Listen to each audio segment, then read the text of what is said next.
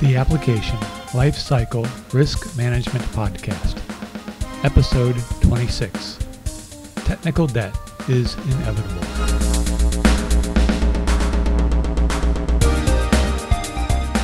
Technical debt is inevitable. Whoa there, Dave. What are you talking about? Have you given up the fight? You, who've been preaching TDD religion. You, who've struggled to get organizations to adopt naming conventions, to use version control systems, and to use project management software. The same guy who's implemented continuous integration on his current project? What's this world coming to? No, relax. I haven't given up. In fact, it's precisely because technical debt is inevitable that we need to implement all of the above. But there's a danger in believing that if we were to implement all the best practices in the book, or that could ever be devised, that technical debt would simply vanish. And the sooner some of you realize this, the less stressed out you will be. You see, no matter how good of a programmer you are today, tomorrow you'll be a better programmer. That's true for all of us. We're all doing as good a job as we can right now. This reminds me of a story I heard once. It seems there was this programmer who had to make a change to some code, and, like we all do, the first thing he did was to try to wrap his head around the code he was looking at. A few minutes into this common exercise, he started exclaiming, "Who wrote this code? This is the worst code I've ever seen. And the guy who wrote this can't even really call himself a programmer." And then it got unusually quiet in his cubicle. And his friend in the next cube calls over the wall, "Hey, John, you okay?" And John responds, "It's my code."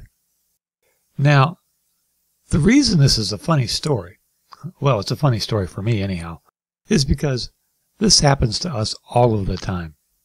I think I spent the first 5 years of my career looking at code I wrote 6 months before and thinking, what was I thinking when I wrote this? Even today, 26 years in, I have code I wrote 6 months or more ago that I know I need to rewrite. The only reason I haven't yet is because I want to make sure I have a full test harness around it before I tweak it. So here's the point. We're all getting better at what we do. What we would do today isn't what we would have done 6 months ago. The person who wrote the code you're looking at was doing the best he could at the time. Therefore, we should just plan on code being wrong. This has two explicit implications to how you relate to your code and your coworkers. First, don't be surprised by bad code. You should instead be shocked when you find well-written code. Since even you write bad code, you should be gracious when you find bad code that isn't yours. You don't want to be the guy in the story I just told. You might have done the same thing today if you only knew what the person who wrote the code you were looking at knew at the time the code was written. Second, you should expect that your code will be broken in some way. Now, this has been probably the hardest thing for me to get control of. I have, historically, been the one who denied that my code has a bug. I've taken it as a personal insult or an assault of my character when someone finds a bug in my code.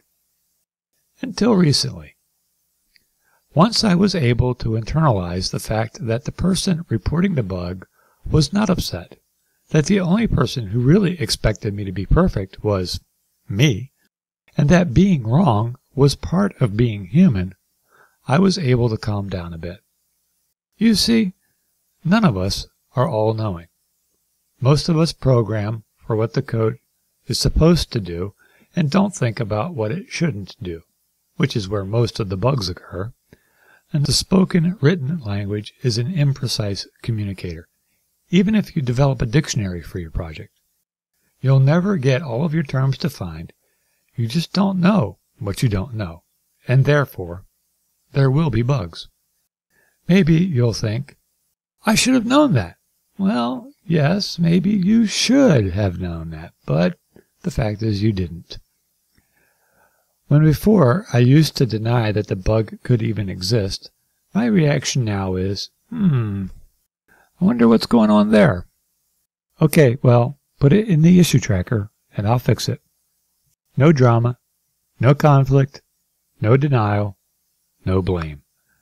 Just deal with the issue. And this is what it means to be agile. You see, this is the beauty of the agile methodology. Agile assumes we aren't going to get it right the first time. It assumes humans are poor communicators. It assumes that programmers aren't going to understand the problem the first time they try to come up with a solution. It assumes technical debt is inevitable. Isn't it time you do too? Or am I the only one who suffered with this problem?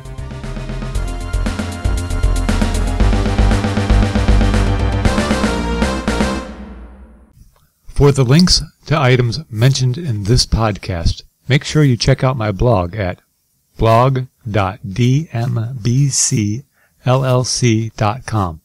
A link to this article is in the show description.